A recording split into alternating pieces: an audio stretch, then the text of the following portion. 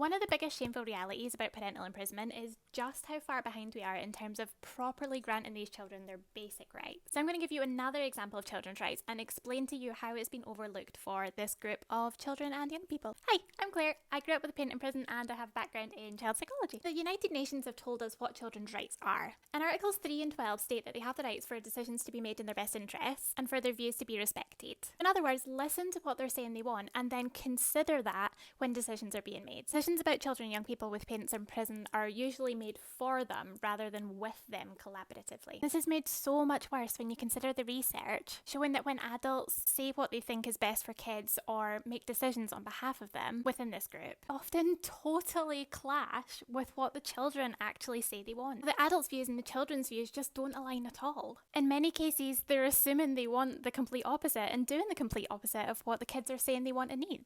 And a super practical example of that is that children have made it so clear that they want to know the truth about their parents in prison. They have made that crystal clear. But instead, many caregivers hide it from their kids because they think that's the best way to protect them. Funnily enough, research shows that it's the kids that are right in this situation, not the adults, because hiding it can have long-term negative consequences on the children and young people. The thing about this is, these rights are actually written into our Scottish legislation. But despite this, we still see patterns of children and young people being overlooked in a zillion different ways in this population.